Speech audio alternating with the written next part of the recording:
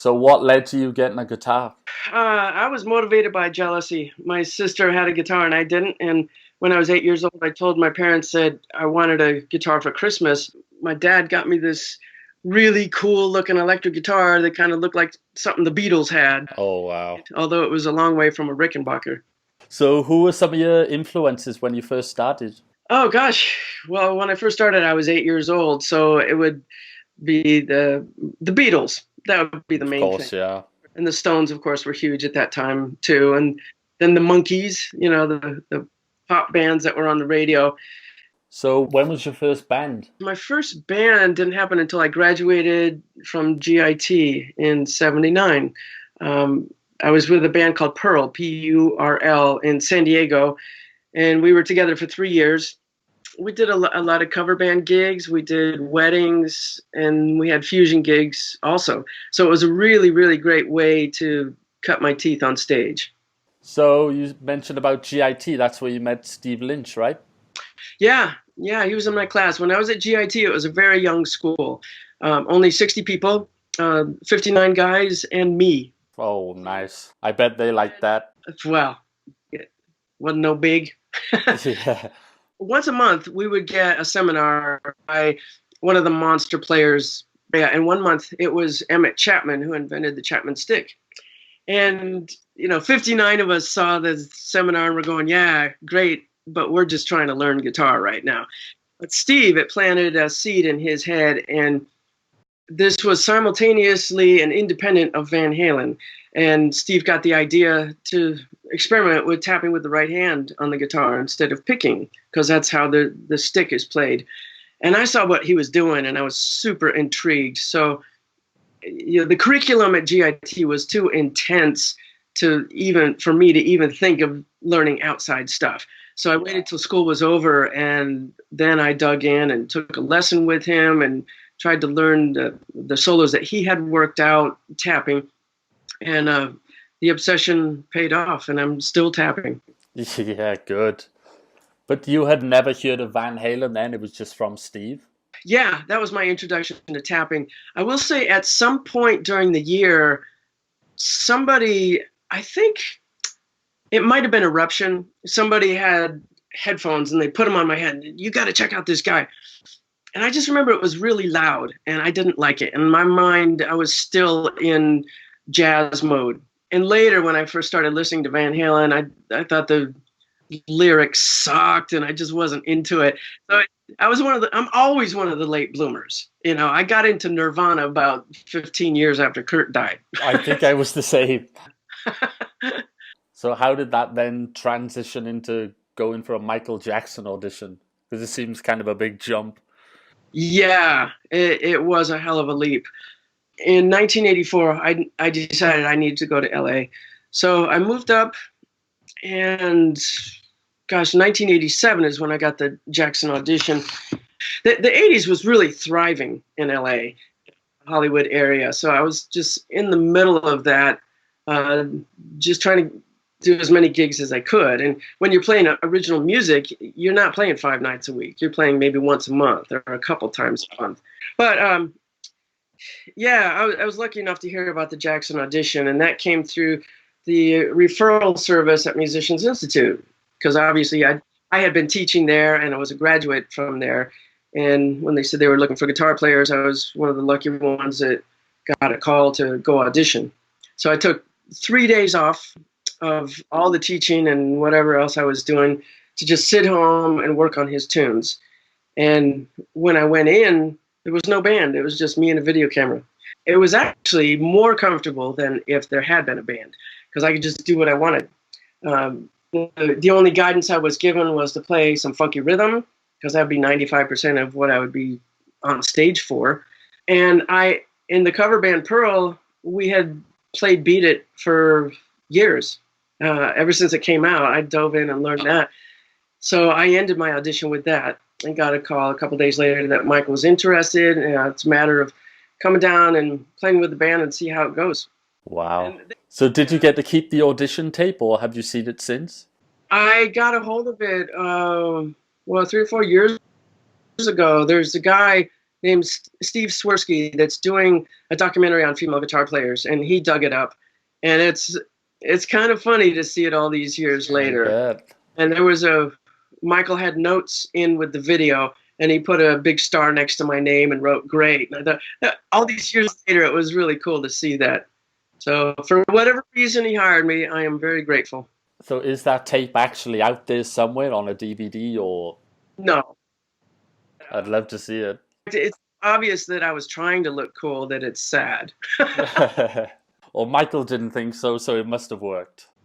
Well, I think Michael did think so, and he had a vision of what I could become.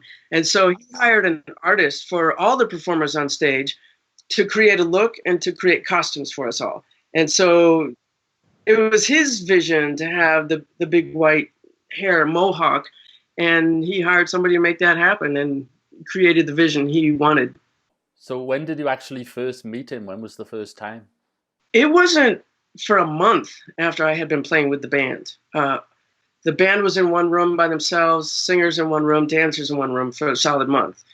And after that month, we all got together and met Michael on a huge sound stage so they could do all the special effects and blow off the bombs and lasers. And I remember we heard that if he was happy with what he was hearing, he would start dancing, and he started dancing immediately. Wow. You know, the moment I met him, he just looked radiant. He came in, his manager at the time, Frank DeLeo, little mafioso-looking guy with a ponytail, cigar, right? Joe Pesci. Exactly. Yes. Yeah. Very similar. Yeah, and he was very kind and respectful, and things worked out. So how long after then did the band tour start? Oh, immediately. We did two months rehearsal, like 1 month on our own, 1 month with full production and costumes, and then we took off to Tokyo. So was there any favorite memories from that first tour? Oh God, that was the best tour of the three. And he was on the top of the world, really. It was a wild ride. And we only played 2 or 3 days a week, so we had plenty of time to really see where we were, which is not the norm. It's so expensive to keep people on the road. In fact, I remember his manager told me it took $500,000 a week just to keep us on the road. You know, wow. There was 100 people that were traveling, 26 semis full of stage gear, catering people, tech people, makeup, hair, wardrobe, is like a small city. So did he actually get to travel by himself? We had different modes of transport. He would take international flights with us. He would be in first class with these bodyguards that were so big you couldn't even see Michael. Yeah, I bet. By design. He didn't love flying, so sometimes he would take a van places instead of flying. But mostly, once we were in a place, like once we were in Europe, we would travel after the shows by bus to get to the next city. So we would wake up in the next city and check into a hotel. Having said that, we took up 3 different hotels. He was in a separate hotel from us. Roadies were in a separate hotel from the performers. And, at first I thought, it's kind of a drag. I thought we'd be hanging out with him in the same hotel. But there were several times where we were in the same hotel, and it was a super drag because he had these fans that would be singing outside of his hotel room. So we got a small insight as to what it was to be that famous and lose your privacy. So we were more than happy to have separate places after that. Did you ever have a conversation with him about that level of fame? Because, you pretty much couldn't go anywhere or do anything. No, we never did. Never did. It's even though I was in the band, it was a little bit awkward to speak with him because he wasn't a friend. I was an employee. And here I am sitting next to the biggest star on earth. And so typically conversation would be kind of surface. I remember one time when we were at rehearsals for the Bad Tour, he came over during a break and there was a little cluster of us talking. And he wanted to know how many people had not been to Europe before. And I remember the other guitar player, John Clark, and I both raised our hands. And he was really excited because he got to offer us that insight into the Yeah. world.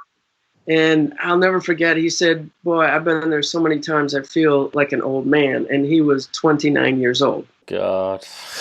Started at a very young age, Yeah. seeing the world, and I think he was pretty burnt on it towards the end. It's crazy just imagining his lifestyle, what it must have been like. And I mean, you were there at the time. Yeah, I mean, he was a bit of a prisoner because it's not like he could just leave the hotel and go walk and find food somewhere.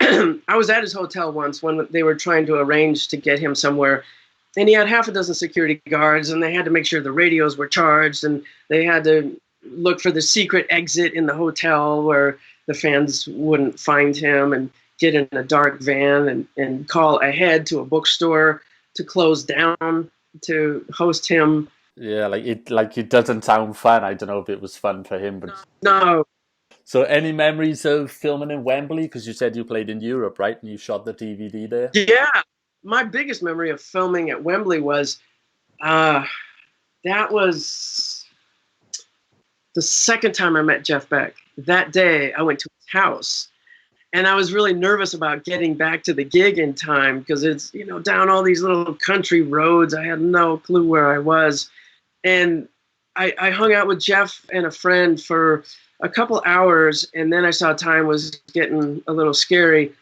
and I did the most amazing thing. I walked into his food closet thinking it was the door to get out. Nice. Look around, I've seen all these cans of food, and so I make a U-turn, and I'm looking at them, and they're looking at me, thinking, "What is wrong with you?" Slightly blushing. Yeah, there was a few goofs in the beginning with Jeff where I'm just completely airheaded. Yeah, and I can see his picture in the background there. Yeah, that top one is after, I think it's after a gig in New York. A woman that writes for guitar magazines named Lisa Sharkin took it, and I will say that was definitely after half a bottle of champagne. We were. Yeah, you look pretty wasted. It was always a good laugh after the shows. I bet, yeah.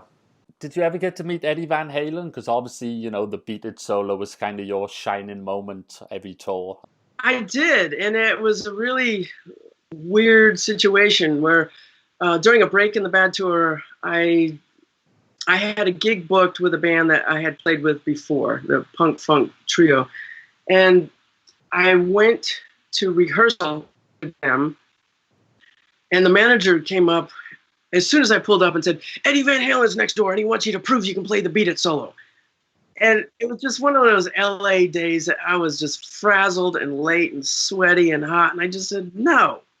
Good, good. So eventually, his tech came over and said, "Well, can you just come over and say hi?" And I said, "Well, absolutely." So I went to where he was rehearsing, and it was just him. It wasn't the band. I guess he was working on sounds or something. And as soon as I got in there, he put his 5150 Strat on me, Wow.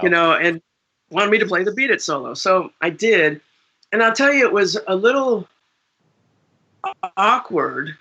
I mean, no pressure, right? Yeah, yeah. Because he would keep his tremolo bar loose, and mine is always in place, so I don't have to think about it. I can always grab it. And anytime I put a guy's guitar on me, it just hangs way too low. So it was uncomfortable to start with, but I did it. And then he grabbed the guitar and tried to remember it.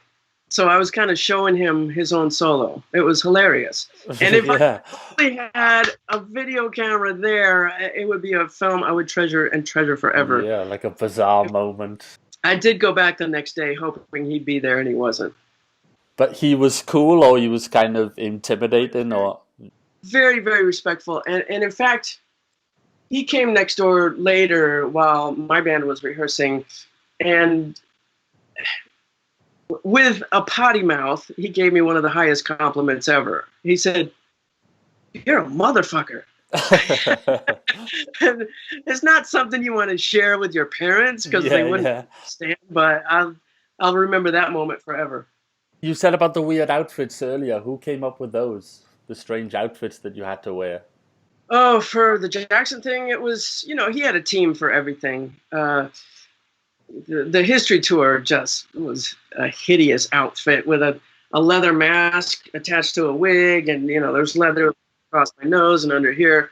Did you enjoy those? Oh, hell no. I thought it was awful. But you have to realize it's not just about the music with him. It's more like a theater show. So you're playing a character. And at least that's what I told myself, so I wouldn't absolutely hate it. And I remember one where you had like lights coming from your head. It was like a giant tree or something on your back. Beat It was a song that was such a big hit. It had to be in every tour. And he wanted to do something different with it every tour. So the first tour, I had this leather headdress with a couple pieces of leather that would go across here and fiber optic strands that would pop out. And then there was a big chunk that would go across my back and across the floor. And the computer operator would change the colors as I walked across the stage. And it's hard enough to play the Beat It solo, but when they turn out the lights... Yeah, I remember seeing one show, I think it was in Tokyo, where it just went completely dark. I'm like, how is she possibly playing this solo? Well, it's because the very first time I played it at rehearsal and they turned out the lights and I could not see the frets, I went and got glow-in-the-dark tape. Ah. So that's how I managed it from there. And then the second tour, they had an option of Viking horns with fiber coming out, or this big ass dragon that they made to fit my body. They did a mold of my shoulders to have the dragon arms across. That thing was so heavy, I felt like it was going to break my back. I bet, yeah. It was just awful. And several people said, you do not look happy when you're doing that. And I said, it's really difficult. And so kindly, they let me just go to the Viking horns, and that was it for the rest of the tour. So speaking of masks, have you ever heard of a guitar player called Buckethead? Because obviously we do a lot of his stuff on our channel, and I know he's kind of cited you as an influence when he was younger. Yeah, he was very cute. He was I met him when he was 16 years old, and he sent me a love letter of reasons why we would make a great couple. That would probably embarrass the shit out of him right now. Yeah. But it was very sweet, and I probably don't, but I wish I would still have that. Yeah. Were they valid reasons or not? Oh, we're both guitar players. We're. Yeah. And he also sent me early on. He did a spoof of guitar workshop videos that he sent me. So he's. Oh. I had a Westie dog at the time, and his mother used to raise Westies. So that's another reason we'd make a great couple. So did you ever see the article where he kind of cited you as the influence? Because that was in the Guitar Player magazine too, which I think you mentioned earlier. Oh, was it? Wow, that's sweet. That's sweet that he would remember it after all these years. That's great. Because most people have seen that, because I think that's like the first unmasked image of him. And right below it is your name, influenced Jennifer Batten.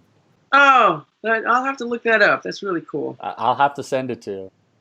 Okay. So what do you think of his guitar playing? Oh, he's a monster. Yeah, he's one of those guys that just digs in and digs in and digs in and evolves over time. And he's weird as hell. He's fearless as far as what he's going to do with the guitar, which is it's great for breaking boundaries. And he's kept up that look for so long. I can't even imagine keeping that up. I know. That is dedication. And also, there might be some issues behind the bucket. Possibly, yeah, possibly. I mean, like David Bowie was saying, all the images that he came up with early on are because he didn't want to show his real self. He wanted to present on stage as a character. But nothing wrong with that. Yeah, I guess it worked for both of them. Yeah. So how did you then release your first album after the Bad tour? Well, I had started it before the Bad tour. I did three song demos with Michael Sembello in his studio, and then the tour came up, so I bailed, obviously, and did that. So when I came back, it actually took 3 years because a guitar record was not going to be the biggest moneymaker that he was working on. But are you proud of that album looking back? Because it's a great album. Yeah, a lot of hard work went into that album. Gut wrenching, man. It was so hard to we were always supposed to do sessions at 11 or 12, and it would just move on and on and on, and I rarely got in before 3 or 4 in the morning. So I would just turn it into a bat. In fact, I put aluminum foil on my windows at home like a heroin addict so I could sleep during the day. It was really hard. You know, and I think once anybody does their first record, your expectations are way more than is ever going to happen. Right, yeah. In my world, it was all about guitar. And I thought, doesn't everybody love guitar? Well, no, there's a small amount of the population that is into it. So how did the second tour with Michael come about, the Dangerous tour? I never assumed that he would hire the same people for subsequent tours. So when Dangerous came up, I was like, great, this is awesome. And that was about a year of my life. And then when History came up, I once again had no idea what he was up to, that he had a new record about to come out. And they would hire people very last minute. And so you'd have to just cancel everything that you had going on because whatever you had going on was not at the level of what he could offer. So did you feel like he had a level of trust in you because he kept having you back? Like, sure. Yeah.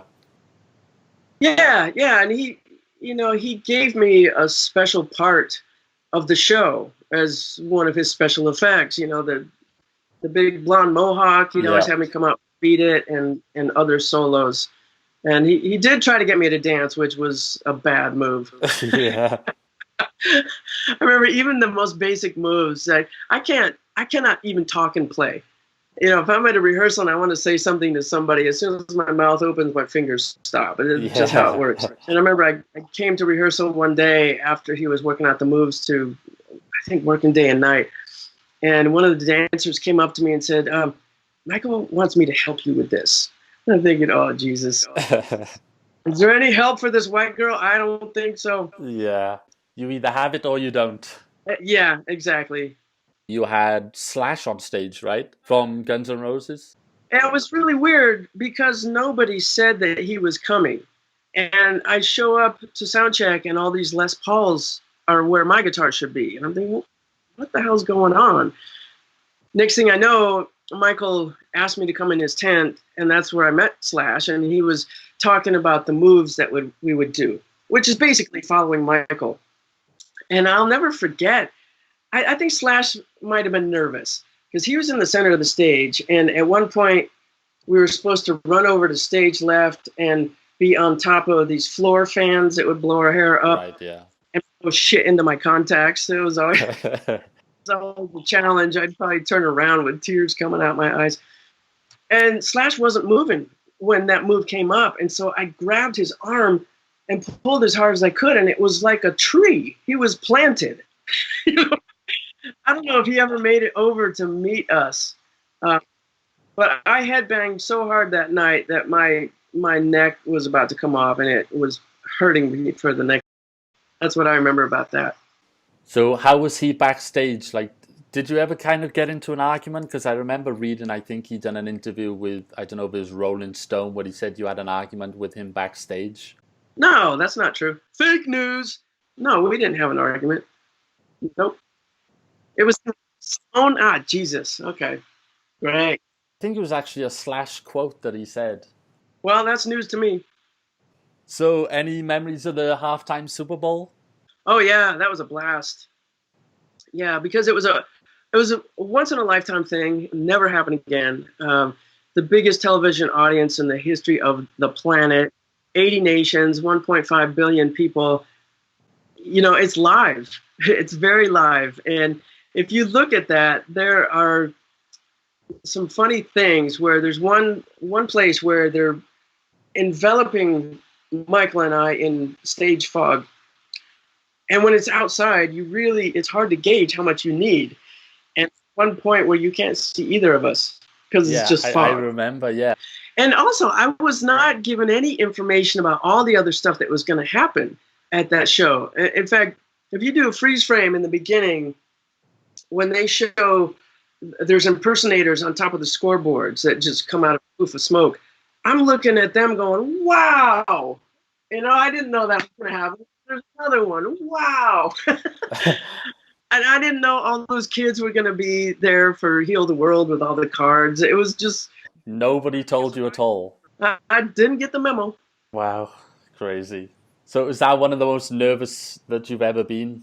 No, but I will say it's the only time I felt Michael was nervous, because that I can't imagine the pressure. Because if there was something major that went wrong, it's forever. It's on video. There's nothing you can do about it. And you know the news would love it and keep pushing it out there all the time. Yep. Just like the wardrobe malfunction from Oh Janet. God, yeah. That's some people will only remember that about her for the rest of their lives. So when was the last time you spoke to Michael? It would have been on the end of the history tour. What was the conversation? Like a goodbye or see you again or? You know, it wasn't memorable. I just don't remember. I don't remember if we got together for a goodbye or if we got a memo. So do you remember where, well, I mean, obviously you must remember where you were when he passed, because I mean, everybody does.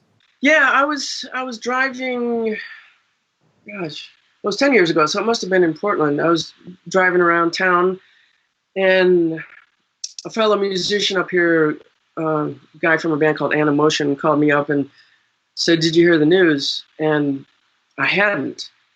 So he told me, and at first I didn't believe it because there's, nothing but rumors. Most of the stuff you would hear about Michael was just rumors for years and years. And then when I found out it was true, I felt relief for him because of all the ugliness that had happened from the media to him. But I felt deep sadness for his children. And I was invited to the funeral, and it always hits me upside the head. It's so ironic that I couldn't make it because I was obligated to go to England to do some work because of the career that he created for me. Right, yeah. Yeah. So I don't know if it's something you want to speak about, but have you seen the documentary that came out or not interested, no interest in seeing? I have absolutely no interest, and I think that the guys are totally full of shit. And, it's these days, the news comes in headlines, and people see a headline and believe it. And I think it's 100% wrong to take a case like that and give it to Hollywood as opposed to the courtroom. It was a one-sided story. He's not here to defend himself. Those two guys in their late 20s said he was absolutely innocent. And it's not like they were 12 or 13 where their minds could have been manipulated. They were grown-ass men. They knew the truth, and they spoke the truth. But now they've got failed careers. They're trying to raise kids, and it's super expensive. I saw the filmmaker do a couple of interviews where they go, these guys weren't paid to do this movie. They're like, yeah, but it's a big promotion for a lawsuit where they're asking for $1.5 billion. Yeah, exactly.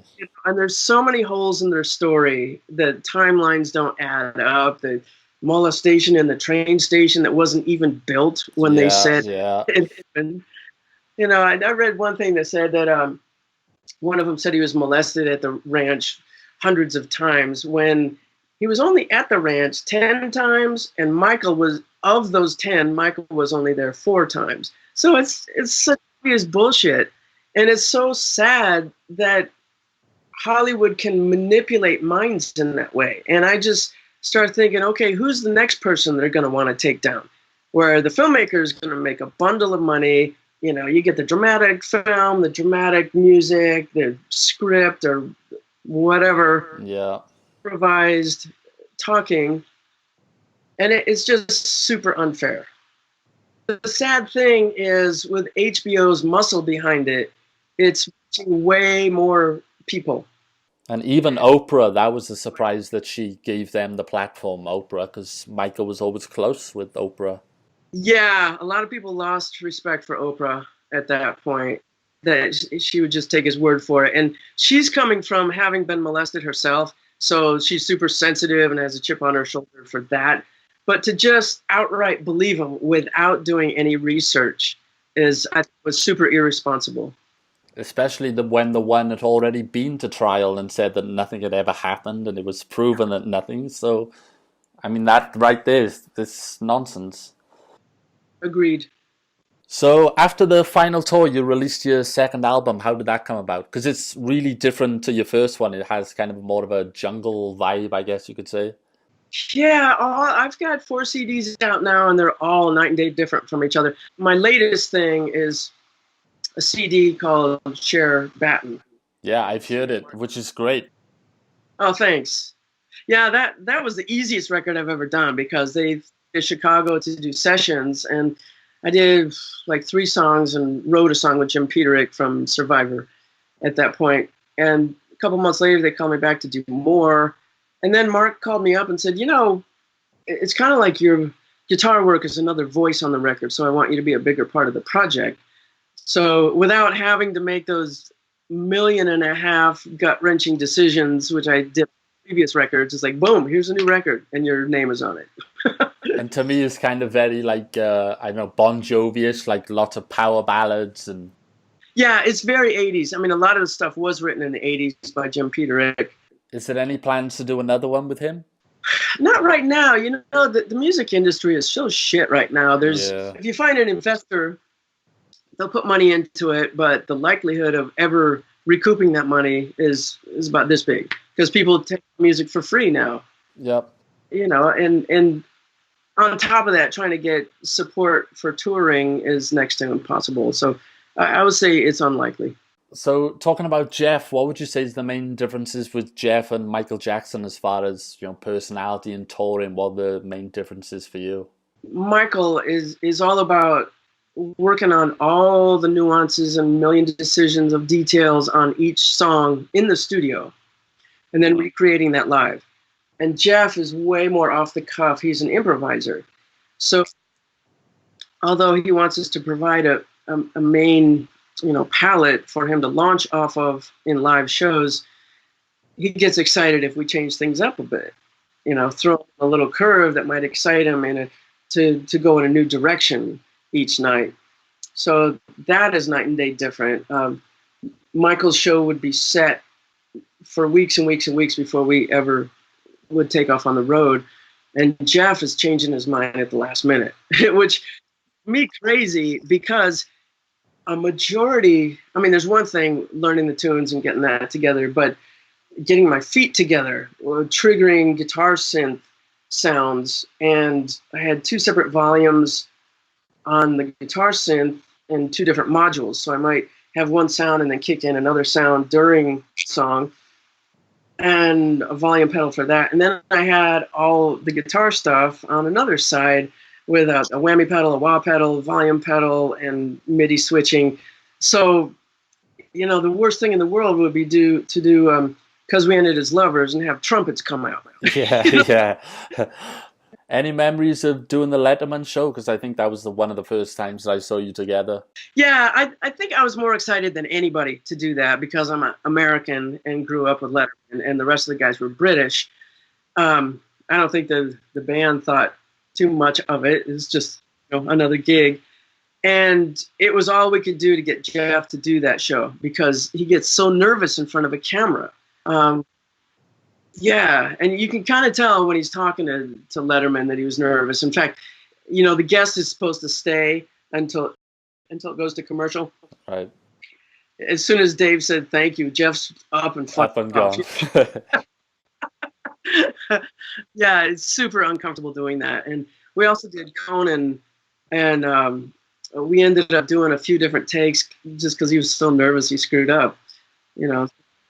It took a lot of convincing to say, yes, we all want to do this, Jeff. Let's please. You can't buy publicity like that. So do you still keep in touch with Jeff?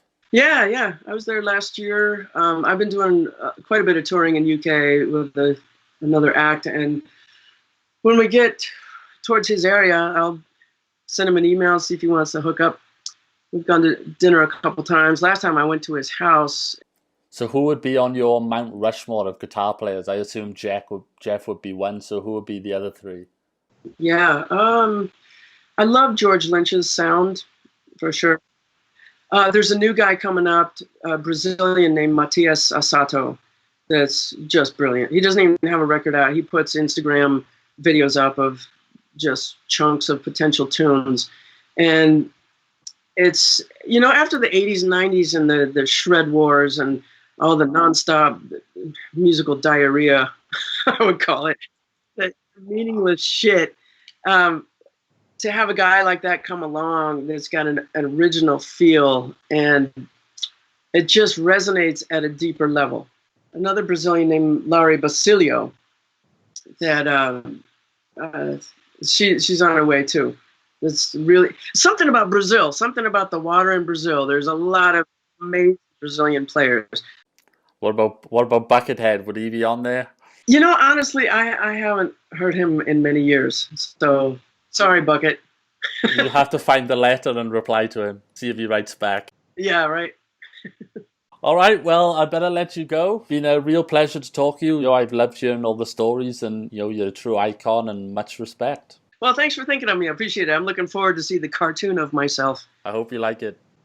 I think it would be hard to screw up. Maybe, we'll see. We'll see. Okay. Well, thank you so much. Have a great day, and I look forward to seeing the rest of the tour. Okay, cheers. Bye-bye.